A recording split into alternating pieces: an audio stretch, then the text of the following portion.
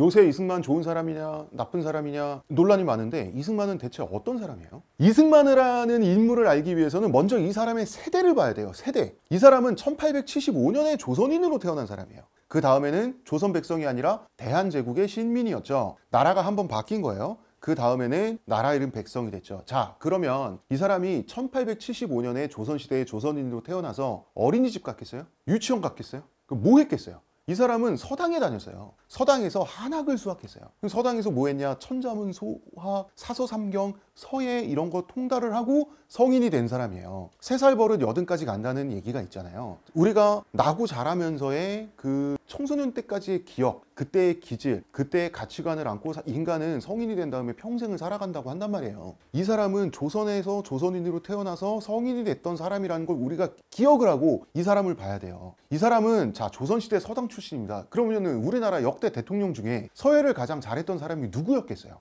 이건 볼 필요도 없어요. 당연히 이승만이에요. 당연히 이승만입니다. 이거는 우리가 그 어르신들보다 스마트폰 잘하는 거랑 똑같은 거예요.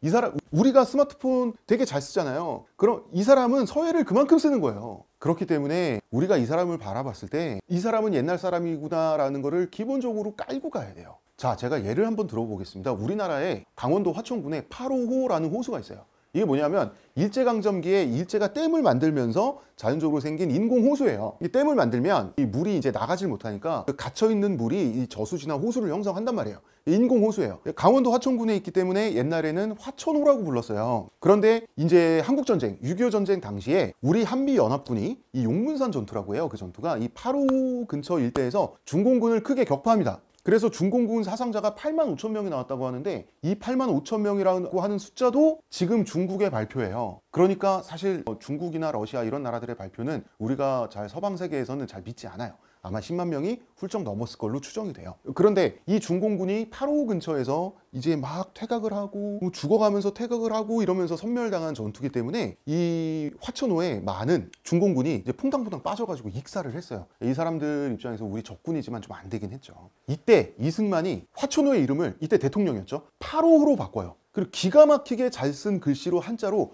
8호호 친필을 내려가지고 그 8호호라는 그 지역에 한자 비석이 세워져 있어요. 어째 조선 임금이 하던 짓이랑 비슷하지 않나요? 하는 게 조선 임금이 이름 바꾸고 어디 지역명 바꾸고 현판 내리면 거기 그 글씨를 본뜬 비석이나 현판이 세워지고 그런 행동을 한 거예요. 우리나라 초대 대통령이. 그러면 8호는 뭐냐? 여기서 로는 북쪽 오랑캐를 뜻해요. 오랑캐를 뜻하는 게 동서남북이 다릅니다. 다른 글자를 썼어요. 북로, 북쪽 오랑캐는 로자를 써서 북로예요. 동쪽은 동이, 그 다음에 서쪽은 서융이라 그래요. 남쪽은 두 가지 말을 씁니다. 남외, 주로 일본을 가리키죠. 그 다음에 남만이라고 하면 주로 베트남을 가리켜요. 그런데 이 8호호는 격파할 파, 오랑캐로 그래서 북쪽 오랑캐를 격파해서 떼죽음을 시킨 아주 신나는 장소라는 뜻으로 이름을 바꿔버린 거예요. 그런데 중국인들은 지도를 보면 우리나라 서쪽에 있잖아요. 우리나라 북쪽에는 뭐 러시아, 만주족 이런 사람들이 있지 어째서 북쪽 오랑캐라고 하냐. 자, 여기서 로는 중국 한족이 아니라 여진족을 뜻하는 거예요. 자, 여진족이 청나라를 만들면서 만주족으로 민족 이름을 바꿨죠. 결국 중국을 먹으면서 중국이 청나라가 돼요. 이때 여진족의 지배를 받게 되었으니 중국 너네는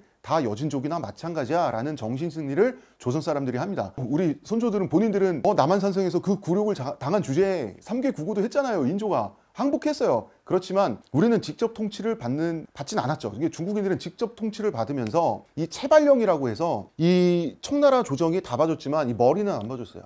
뭐냐면 채발령을 내려가지고 채발령이 내려진 지역은 10일 이내에 다 여진족 스타일, 만주족 스타일의 변발을 해야 됐어요. 이거를 소위 말하는 황비옥 머리라고 하죠, 우리는. 그래서 중국인 너네들은 한때 중화였고 우리는 소중화였지만 너희는 다 오랑캐가 됐으니 이제 세상에 중화는 우리밖에 없다. 그건 무슨 뜻이에요? 옛날에 중화라는 말은 문명이란 뜻이에요. 조선만이 전 세계에 남은 유일한 문명국이다라는 그런 정신승리를 갖고 우리 조상들은 살았어요. 자, 그런데 옛날에 우리가 중국 사람들을 비속어지만 하겠습니다. 떼놈이라고 하잖아요. 그 떼놈이 이런 가설들이 몇 개가 있어요. 뭐 우리가 왜 중국 사람들을 떼놈이라고 했을까? 뭐 예상컨대 중국 사람들이 잘 씻지 않아서 몸에 때가 많아서 떼놈이라고 하지 않았을까? 또 이런 말도 있어요. 너무 인구가 많아서 막 떼로 몰려다니고 막 떼지어 있다고 해서 떼놈이라고 하지 않았을까? 아닙니다. 원래 떼놈의 어원은 되놈이에요. 그리고 원래 되놈의 어원은 그 전에 어원은 도이놈이에요. 그러면 도이놈은 도이와 놈이 합쳐진 말인데 도이는 무슨 뜻이냐면 원래 여진족을 비하하는 말이었어요. 조선시대에.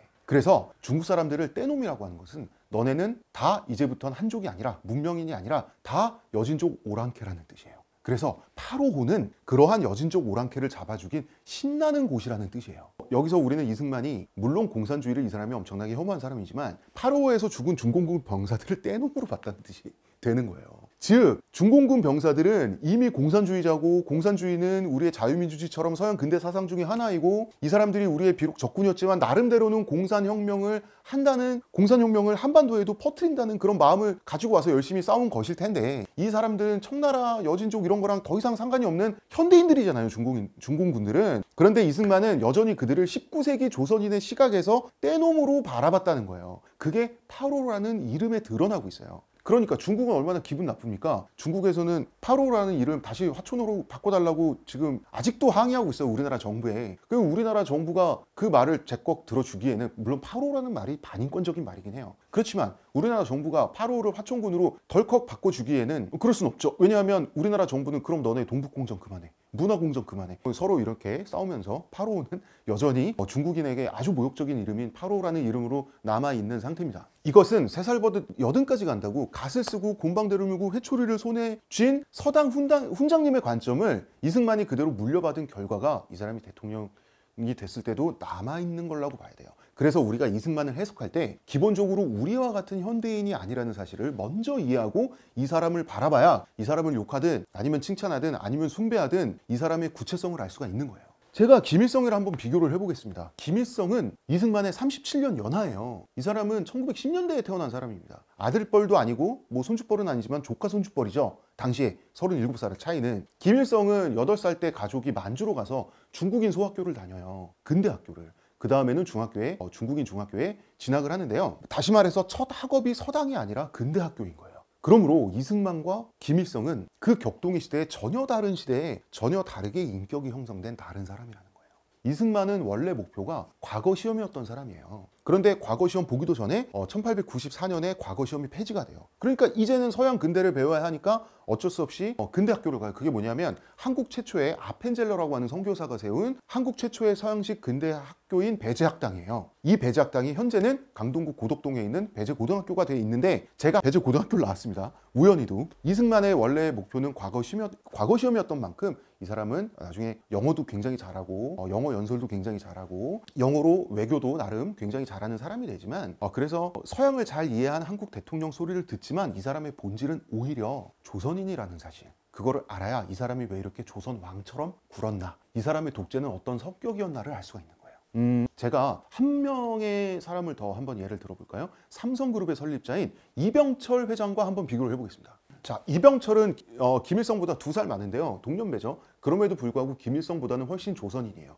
왜냐하면 김일성은 만주 이런 데서 어린 시절을 보내면서 만주는 당시에 가장 동아시아에서 세련된 가장 힙한 곳이었어요. 그런데 보수적인 경상도 한옥에서 이병철 회장은 태어납니다. 그리고 이 집이 양반집이고 또 지주집이에요. 천석군 집안이었거든요. 천석군이라고 하는 것은 소장농들에게서 1년에 받는 세경을 모으면 천석이 넘으면 천석이 넘으면 그걸 천석군이라고 불렀어요. 굉장히 부자죠. 일본가도 부자예요. 그 정도면 당시에. 이 사람도 서당을 다녔어요. 엄밀하게 말하면 서당을 안 다녔죠. 이 사람은 집이 워낙 부자기 때문에 이승만이 서당 다닐 나이에 이 사람은 그 일대의 유명한 한학자가 1:1 과외를 하러 이병철의 집에 왔습니다. 어쨌든 배운 내용은 똑같은 거죠. 서예, 사서삼경, 천자문 이런 거예요. 사서삼경은 어렸을 때 10살이 되기 전에 이병철은 달달 외웠어요. 한 글자도 빠짐없이. 이분이 12살 때 이제 도심에서 읍내쯤 됐을래나요? 유관순처럼 치마 저고리 유관순 누님 스타일 교복 입고 학교 다니던 자기 이제 친누나 얼굴 보러 갔어요. 애니까 누나 얼굴 보고 싶잖아요. 누나는 당시의 치마 저고리는 우리는 한복이라고 생각하지만 당시 사람들에게 치마 저고리는 근대 복장입니다. 이 치마 저고리를 한 누나가 이 꼬맹이 이병철을 보니까 아니 허리까지 댕기머리가 이렇게 돼 있는 거예요. 그래서 가위를 갖고 와서 싹둑 잘라버렸어요.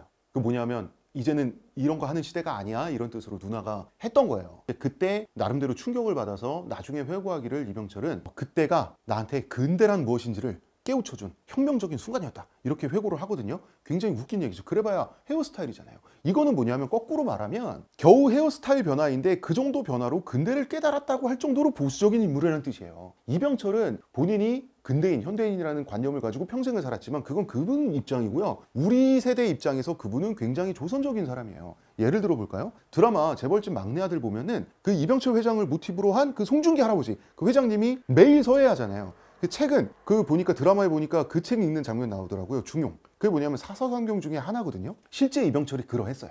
이병철은 어떤 분이냐면 서울에서 사업하면서 원래 장충동에 양옥집을 지었어요. 이 장충동 양옥집, 옛날에는 철근 콘크리트 벽돌 이런 그 현대식 집을 양옥집이라고 했어요. 옛날 사람들은 양옥집을 본가로 삼고 살았는데 지금도 이 집이 그 삼성그룹의 원래 본가 취급을 받습니다. 그런데 양옥집에서 이 사람이 도저히 못 살겠는지 한남동에 한옥을 지어가지고 가서 이사가 버려요.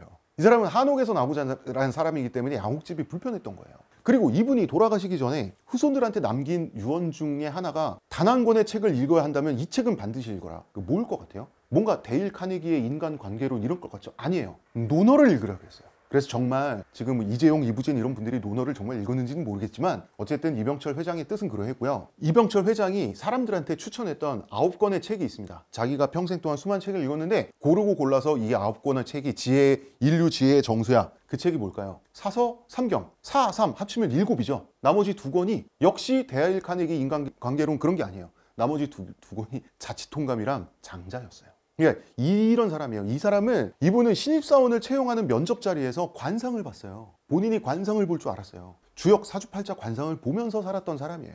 그런데 이 조선적인 우리 입장에서는 조선적인 인물이 그러면서도 반도체 사업을 밀어붙여가지고 죽기 얼마 전에 1MB D램 반도체 개발하고 죽었거든요. 근데 이분이 D램 반도체를 개발했을 때 당시 세계 최고의 반도체 기술을 보유했던 회사가 일본의 도시바였는데 도시바랑 기술 격차가 무려 2년이었어요. 도시바랑 기술 격차를 무려 2년까지 좁히고 이분이 돌아가셨어요. 그러니까 서류하고 중용, 대학, 소학, 천자문, 논어, 맹자를 달달 외우는 사람이 자기가 달달 외우는 그 경구들로 서예를 하면서 반도체가 미래야 이런 말을 했었던 그런 장면을 만약에 상상을 하면 되게 간지는 나죠. 인물은 인물이죠. 다시 이승만 이야기로 돌아오면 이 사람의 복합성을 알기 위해서는 이분의 본질이 조선인이라는 사실을 알아야 되는 거예요. 우리나라의 정치는 그러잖아요. 정치의 절반이 이 사람을 아주 칭송하거나 혹은 칭송을 넘어서 국부로 모셔요. 건국의 아버지로 모시고 나머지 절반은 이 사람을 아주 싫어하면서 친일파라고 하는데 사실은 둘 다 틀렸죠. 이 사람 독재자 맞고요. 나쁜 짓도 많이 했어요.